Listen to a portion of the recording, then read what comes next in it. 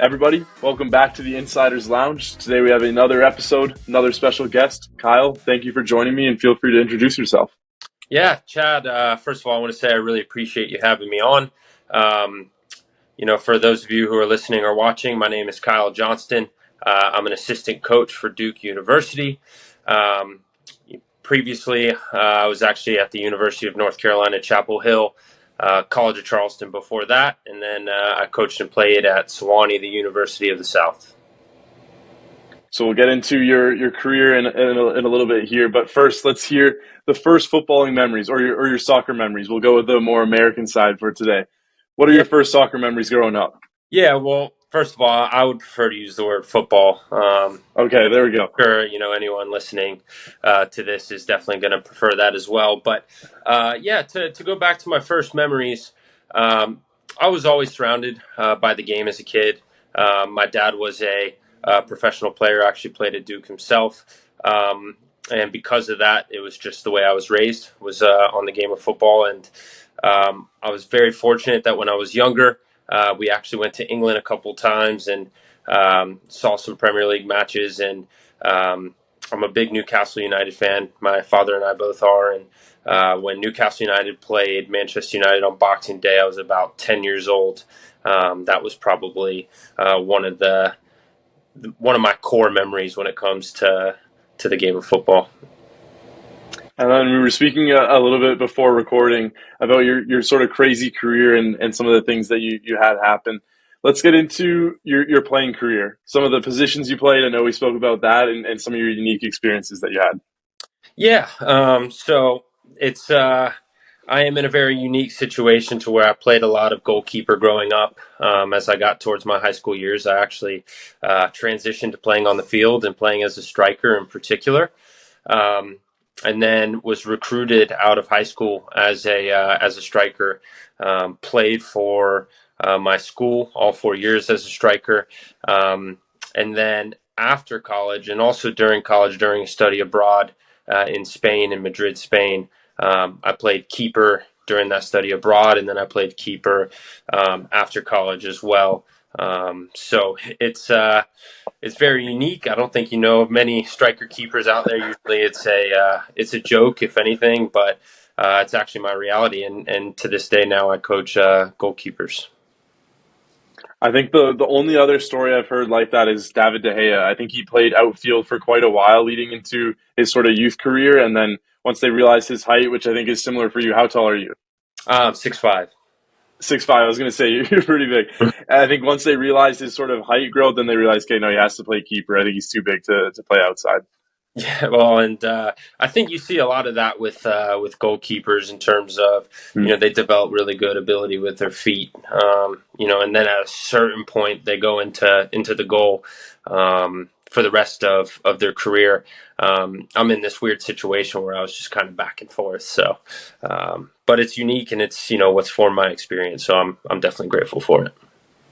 Definitely. We'll get into that collegiate experience you were speaking about. I'm always curious. First, let's start with the academic side. I'm always interested in how the degree and the learning from your education in university translates to your career now. So I know you're unique in the sense that you're still working at a university, so you've kind of followed that pathway and stayed within the sort of educational side of things. But Mhm. how did your degree that you ended up finishing with work and relate to what you're doing now on a day-to-day basis? Yeah, and I think that's a fantastic question. I feel it's not a question that gets asked often.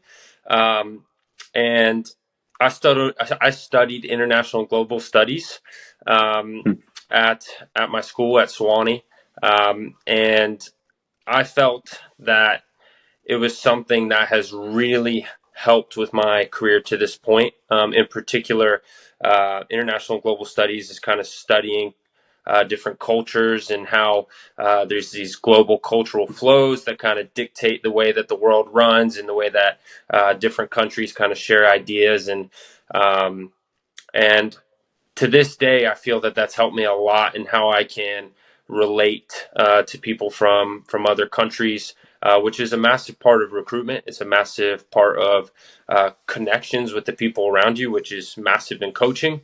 And because of that, I feel that even though it wasn't intended that way, my degree and what I studied has helped me a lot in my coaching career to this point. Yeah, I think if you look at the world of football, it's probably the most global game. They call it the global game for a reason. And so I think having that background where you're able to at least understand we mention it a lot where when I speak about language, there's one thing knowing a language and then there's one thing knowing a culture. And I find that I grew up not necessarily knowing another language, but I knew many different cultures. And so I'm almost able to relate with different types of people from around the world just a little bit more because of that, where although we can't speak the same language, I at least understand where you're coming from. And like you said, in recruiting and working with players from a global standpoint in a day to day basis, I think that's key.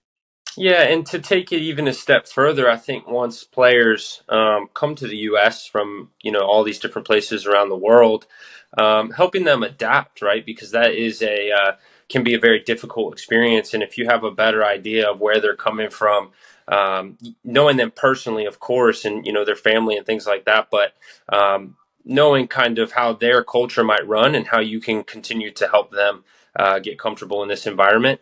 And I do feel that that's something my studies helped me with. And then I'm always curious. Everyone sort of has a different experience in terms of balancing the student athlete lifestyle. How was it for you? Were you able to balance that and still play on a daily basis, but also being able to keep your studies up? Yeah, and where I went to school it's a good academic school. I think for a lot of people it can be hard. I definitely faced challenges at times, but ultimately I think as you move through the years, you get much better at that time management aspect. So by the time I was a junior and senior, it was much easier. I had a much better understanding of what I needed to do when I needed to do it. I think in my earlier years, I definitely probably didn't do well enough in sort of both aspects in balancing it. But, again, I just see that as an opportunity to help our young student athletes be successful, more successful in that time management aspect than I once was. And then getting into that playing side, so you had, I believe it was 66 appearances for Sweeney. I know there's a lot of people listening that might be from an international background that might not actually know what the college experience is like in terms of football. Can you sort of give a little bit of understanding on what that experience was like? Especially 66 appearances is not nothing small, especially in the college game. But just give a little background on that sort of that side of football that people might not know. Yeah, I mean, the first thing that comes to mind for me is the fact that the full season's in the fall. So you're talking about, an 18 to 22 game schedule played all within the fall. And because of that, it's so um, difficult on your body at times. And playing a game and trying to recover, playing another game, trying to recover with 2 games in a week. Sometimes, we even played with 3 games in 8 days, something, ridiculous like that, which is it's just too much, right? But because of the way that the structure is, and it's getting better, but certainly when I was playing, I think that was probably one of the biggest challenges. Um, but I tried to find the positives in things as well. And one of the beautiful things about it was, you know, you always got to bounce back, right? Depending on what happened the game before, the areas you wanted to continue to improve. The training pitch obviously is always an opportunity to continue to get better. But having those game experiences as well to kind of push yourself along and continue to develop in the ways that you need was something that I really enjoyed and really look forward to during the fall seasons. And then you mentioned you had a bit of a unique sort of post collegiate career where you actually said that you did an international break in terms of you went to Madrid for as a part of your collegiate career, but then even going into past university, you had a little bit of a unique background in that side of things. So you want to get into that a little bit? Yeah, absolutely. So, um, as I got to my junior year of college, I did a semester abroad in Madrid the spring of my junior year. And before I was going over there, I knew how much I loved the game and how much I wanted to continue to uh, be a part of it and make a life of it if I could. Um, and the reality was, I was a better goalkeeper with more potential than I was a field player. So having said that, I returned to my roots ahead of going over there, and I started training as a goalkeeper for about a month or so before going there in January, and found a third division club over there, and was basically playing and training with the reserves. Union Adarve was the name of the club, and ultimately ended up not getting signed or anything too official like that. Came back to Swanee, played my senior year as a striker again, and post college went back to goalkeeping. And a little more insight on that is the Chattanooga Red Wolves had just started their first campaign in USL League One. It was actually the first year of the league in general, and they needed basically a keeper. And I went and was a trialist with them for an extended period. I was told I was going to get a contract, but the contract ultimately never came. And then, I was still in my pursuit. And because of that, I was like, I need to play. I need to get games. I did a summer playing USL League Two for Houston FC, and got a lot of games. They actually had a UPSL League Two, so I was kind of doubling up on the games, which was great for me, where I was at, what I needed with my development, because I basically needed it to be accelerated for all the time I had missed. And it was a great experience. I learned a ton about goalkeeping, about life, about football. And then basically after that summer ended, my plan was to go back to Madrid and continue to chase the pro career. And I did that by getting a job actually teaching English, which was my visa into the country. And I had known some friends who had done it, but to teach English and to experience Spain, for me, it was to basically get to Spain and have that opportunity again. But before I left, I ended up doing my first coaching role in that fall, which was kind of a free in-between time where I coached at my former school. Went over to Spain, was there a couple months, and then was fortunate enough to get a call from the College of Charleston. And that was kind of it for my playing days. And I had loved the fall previously and went into coaching from there. And then getting into you mentioned you had that coaching job before you're actually looking to play again. What was the transition like into coaching? Did you always think, oh yeah, I'm going to get into that post career, or when did that kind of come around? Yeah, it was an interesting one. It kind of just happened by circumstance. My dad had been a coach as well, and some of my mentors and former coaches were always like, "You should consider coaching one day," and things like that. And so, ultimately, they needed somebody to work with the keepers at Sewanee during that time and during that fall, and I was happy to do it. I felt that I had learned a lot from my experiences growing up with my dad being a goalkeeper as well, playing for as long as I did, and went into assistant coaching, but with the primary responsibility being the goalkeepers. And that season was the best season that Swanee had in 20 years or something along those lines. I'm not saying it was because of me, so I was appreciative to play a part in it.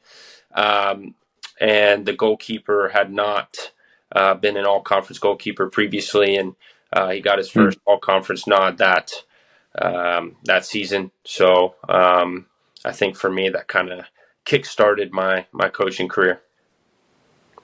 And then before we get into, yeah, like you mentioned, the coaching career as a whole, I'm curious, did you enjoy more playing as a keeper or playing outfield?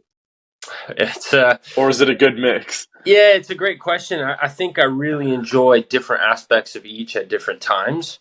I think when I was scoring goals in high school or in college, there was something to be said about the joy that I got from that. But I think the joy that I got from goalkeeping is knowing that my ability could take me much further than that field. it's just different characteristics that I have that I think kind of presented it that way. So yeah, I think it just depends on when you would have asked me what kind of answer you would have gotten. No, that's totally fair. So the coaching career as a whole. So you've mostly been in the collegiate game. You've done a little bit of youth coaching as well on the side. Can you get through kind of your journey so far, and then we'll get into your current work now? Yeah, and so I prefaced it a bit at the beginning. Um, Hmm. the coaching really started while I was in college, and I was just doing some individual sessions with some younger players around town. Making a little bit of money, but also experiencing that environment. And it was another opportunity to be around the game, which is something that I continue to be grateful for. Moving past that, obviously, then I have my first fall with Sewanee. While in Madrid, I got the call to take the job at the College of Charleston, and it's funny. I don't know if you've ever been to Charleston, Chad, but it's a pretty beautiful place. In fact, I believe you have. I think we spoke about it. Yeah, we spoke. It's stunning, unbelievable. Yeah, and so I went into the bedroom and I told my wife, I'm like, yeah, I have this opportunity, that it's in Charleston, or I might have this opportunity. I hadn't even been offered yet. And she's like, already in the bedroom, packing her bag, ready to go. I'm like, slow down. I haven't gotten any true offer yet. But that just tells you how great of a place Charleston is. So anyways, I end up going to the College of Charleston, and end up doing 3.5 years there. And from there, was fortunate enough to move on and go to the University of North Carolina. And then I spent about 8 months at the University of North Carolina and got the offer to come to Duke, which, of course, there's the whole rivalry thing going on there. But I think in the end, everybody understood it was a good opportunity for me and for where I'm at in my career. And I wanted to speak on some of the achievements. You mentioned that the goalkeeper when you're at Sweeney was I think it was conference keeper, right, at the time? Yeah, he was an all conference keeper that year, yeah.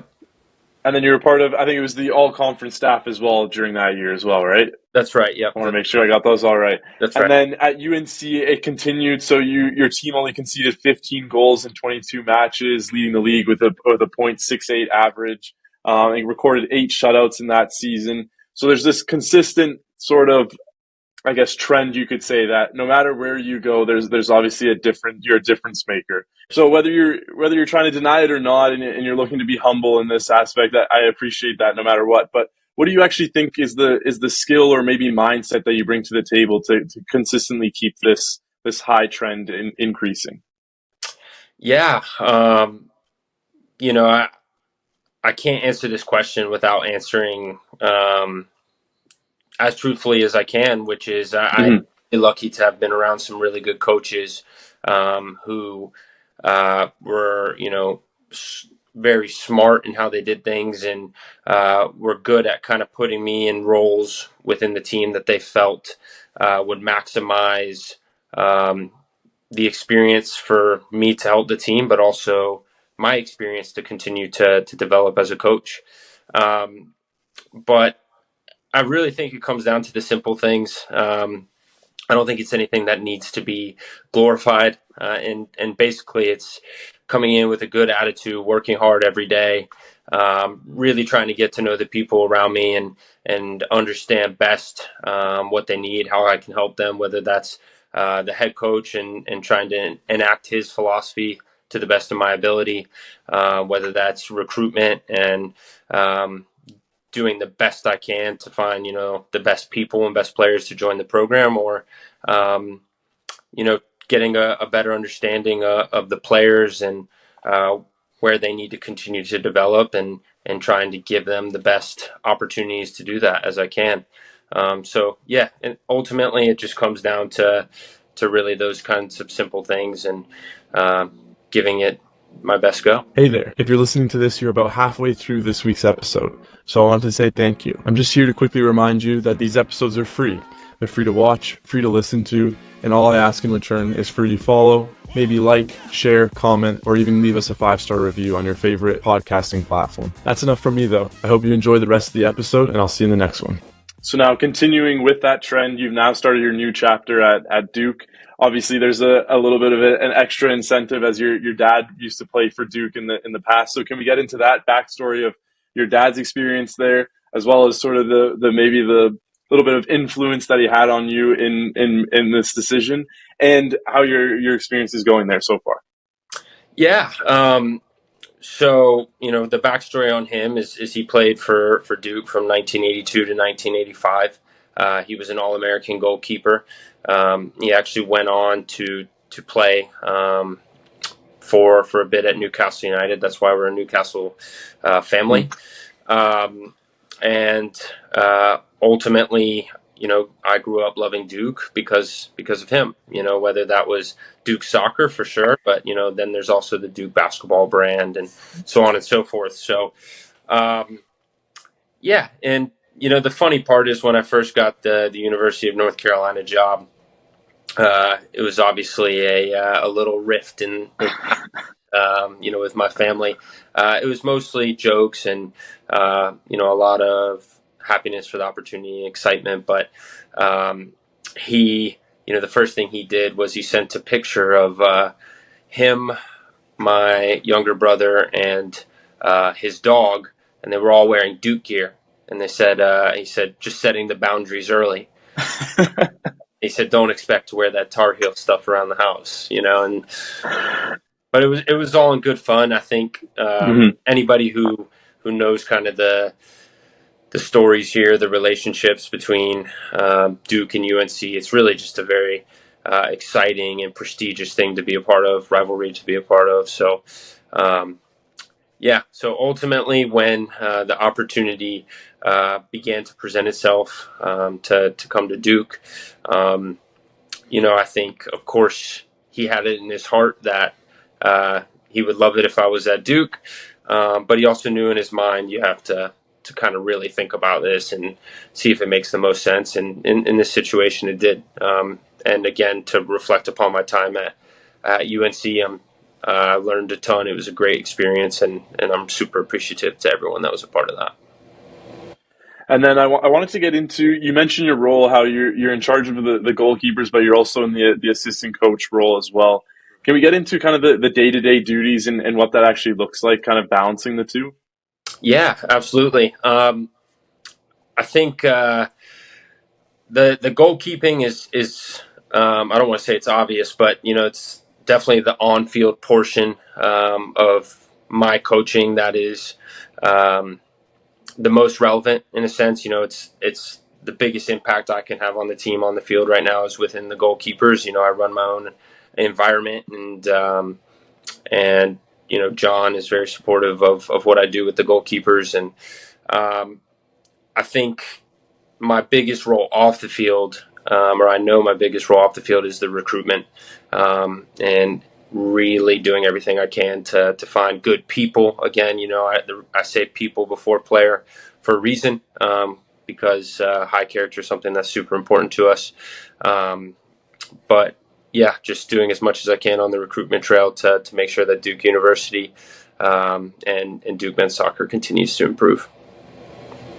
So we're speaking about Duke, obviously massive university, really competitive in the men's soccer side of things as well. What are I know I was doing some research beforehand, and their last championship win was in 1986 for obviously the D1 championship. What is sort of your mentality now coming to a new university? We were speaking about this upward trend where you really bring a lot of that hard work ethic and a maybe a new vision or a new mindset to a group. What are some of the new characteristics or things that you're bringing to this group to now bring them to another level? Yeah, I mean, it's that's a great question. I think, as you know, it's such a unified effort, and it has to be to be very successful. And I think just trying to get everyone to understand that whatever I can do to get each individual player on our roster to understand that it takes a lot of sacrifice to be successful, it is kind of the first thing that comes to mind. And as coaches, I think we sacrifice a lot at times. I'm not saying we deserve anything for it necessarily, and that's really the biggest thing is trying to you do things because they're the right thing to do, not because you're seeking attention for it. And I think if the players can understand that very well, it makes a massive difference. And the more they think like that, the better the program is going to be. Definitely. And then getting into, I was quite curious. I did some research on Duke men's soccer before the interview. So you had Brian White, Abobasi. You've had quite a few big names coming out of the university. First of all, in terms of your pathway, you've been able to go through the youth to collegiate to having some pro experience and experiencing all that, and now you're coaching. So how is that experience of your playing journey being able to relate now to the players that are in your program and giving them that experience? So that's the first part of the question. And then second, how is the player development journey at Duke right now? How are you able to develop these players from really when they're coming into the program, they're young boys, they're 17, 18, right on the verge of adulthood, and then when they're leaving, they're 22, 23, getting ready for the pro game, getting ready for the rest of their lives. So how is the kind of that development pathway at Duke specifically?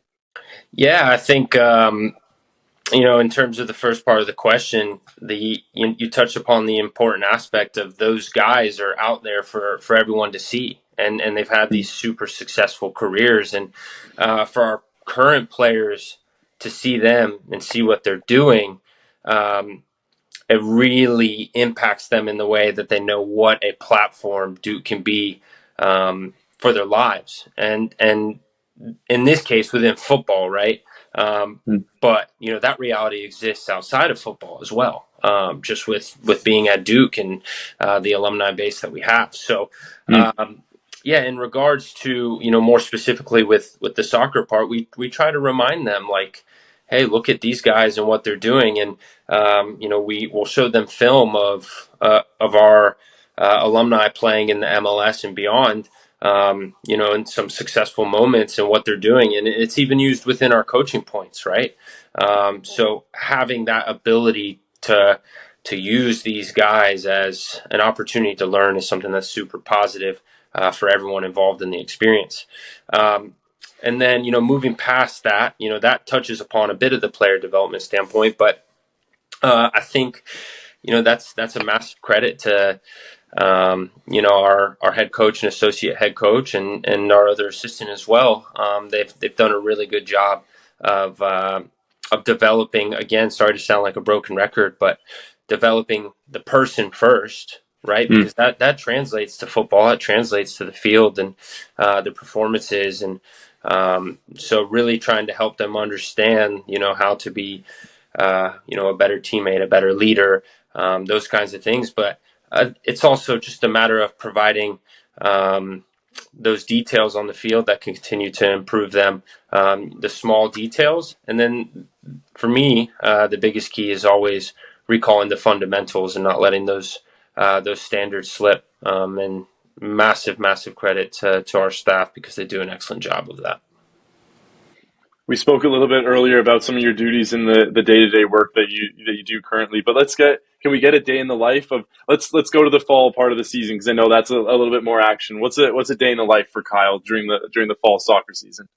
Yeah, I mean, so it can depend upon the day. It can we'll go ahead and go with a game day if that's all right with Game day, yeah, let's do that. So I'll typically wake up and then go get a workout in.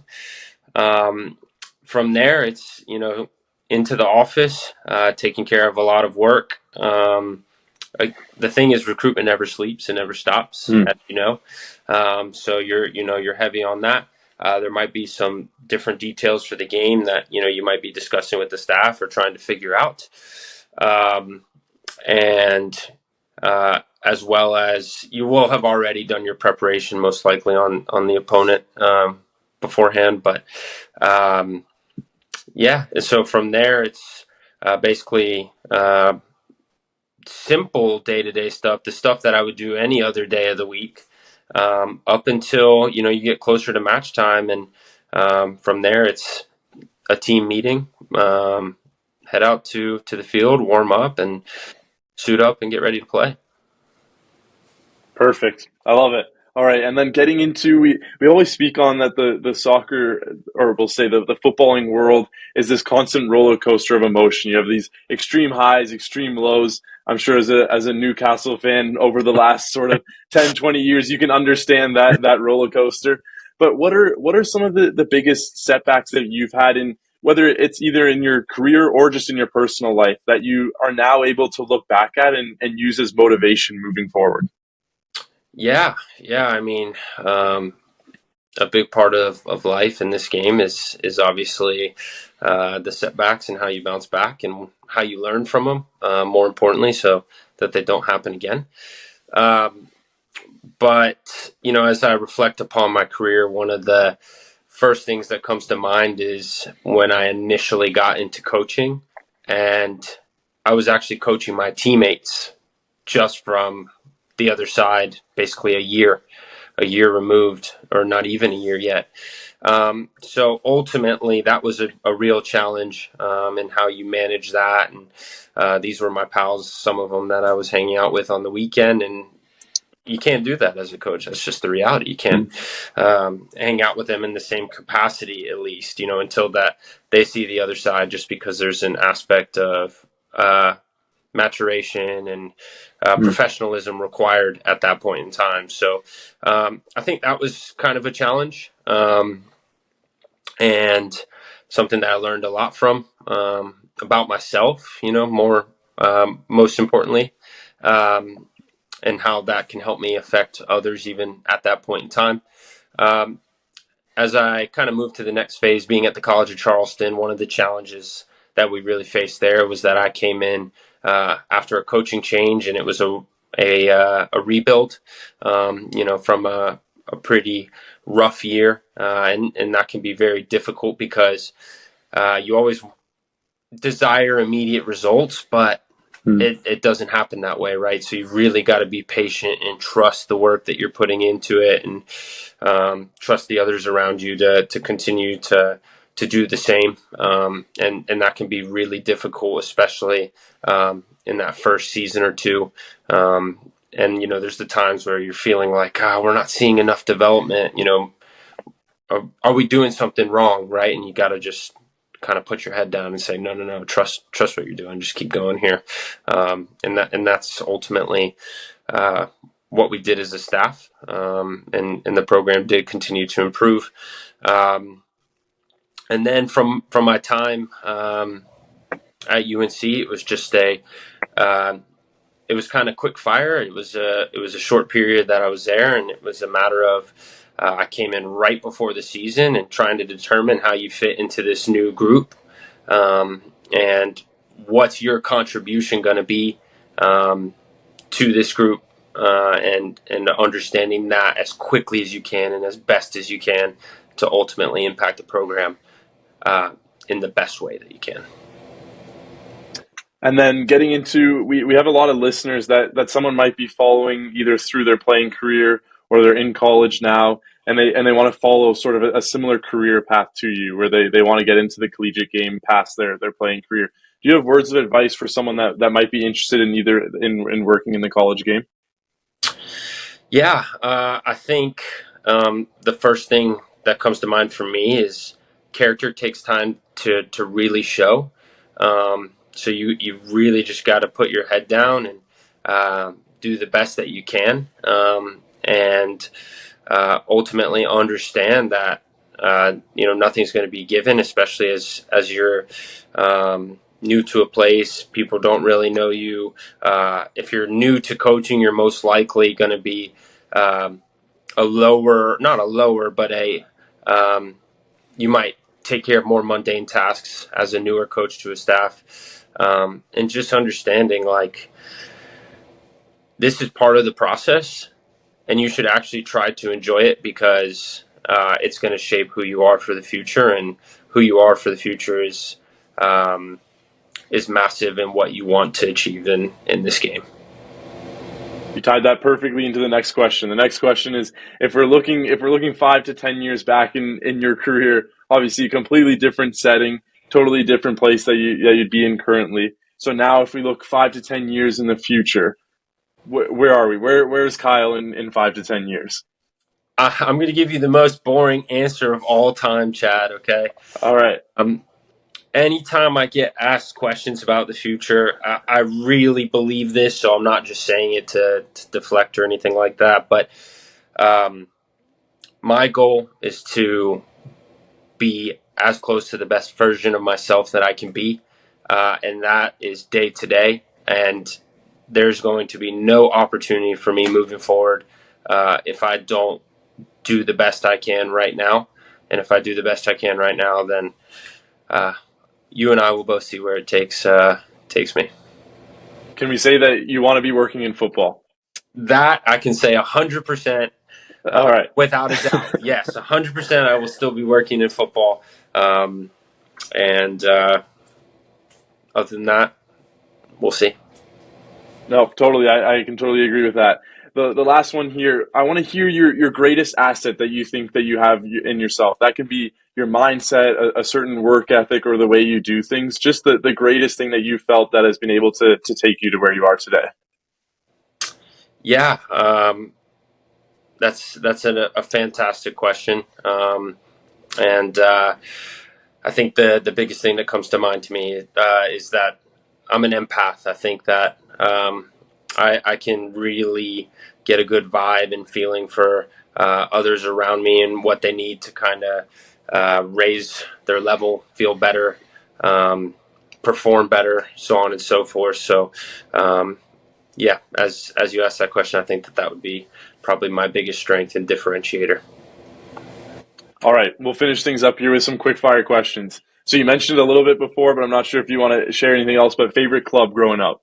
Newcastle United, Toon Army, without a doubt. Where do you think they finish in the table this year? What are they? They're about 6 right now. 6, 7? Yeah, or are they lower? 6. 6? Fifth, Okay. 6 we can't get to 5th, unfortunately. I have to, but 6 we can do. We will do. It was a bit of a step back this year, but I think long term you're definitely there. I see you in the picture. We got to stay in Europe this year. We got to stay in Europe. So, do you have a favorite quote or saying? Just something that you live by? Yeah, absolutely. It's the fool doesn't learn from their mistakes. The smarter person learns from their mistakes, and the wise person learns from other people's mistakes. Powerful. I like it. I haven't heard that one. Top recommendations for where you are now, and where are you currently located now? Because I know you're sort of right in between. Yeah, we were speaking. You're kind of in between Duke and UNC. You didn't actually have to move, which worked out. That's right. Yeah, so we actually live in Chapel Hill. It's 15 minutes from Duke. Yeah. So recommendation though, I'm actually going to go with a place in Durham where Duke is. Viceroy. It's a really good Indian restaurant that I recommend to anybody in town to try. Perfect. I love it. Indian food. I actually just had it for dinner, so it works out. Favorite book. Are you a reader? Do you like to read? And if so, let's hear a recommendation. Yeah, I like to read. I don't read as much as I should, to be honest. That's on my personal development checklist that I need to do a better job of that. But Atomic Habits is a book that comes to mind that I really like. Spot on. Favorite hobbies. Do you have something to just if you're sick of football for a little bit, you just need a break? What do you go to? I don't get sick of football, but I do have a hobby. Yeah. Brazilian Jiu-Jitsu. Mm-hmm. All right. I would have never guessed that. I wouldn't have, I would not have guessed that. That's awesome. Mm-hmm. And the last one here, if you could sit down with one person, dead or alive, for a meal, who would it be and why? And we've changed the question now where you can say 2. So if you want to do someone football related and someone just out of the air, you're welcome to. Yeah, I'm actually gonna. If I had to do somebody football related, I'm just going to go with Eddie Howe because I love him, adore him, and everything he's doing at Newcastle. But my answer is actually John Wooden because I would love to pick his brain about the character pyramid that he implemented long ago at UCLA. All right, Kyle, I appreciate your time. This was a great chat. I really appreciate it. Is there any last words, and then we can wrap things up? Yeah, I just really appreciate you having me on. I know that I've been excited about this, knowing that it was coming, and ultimately, I hope that anybody who listens enjoys it, and appreciate your time tonight. Yeah, it was great chatting once again, and I look forward to speaking again soon in the future. Have a good one. You too. Thanks, Chad.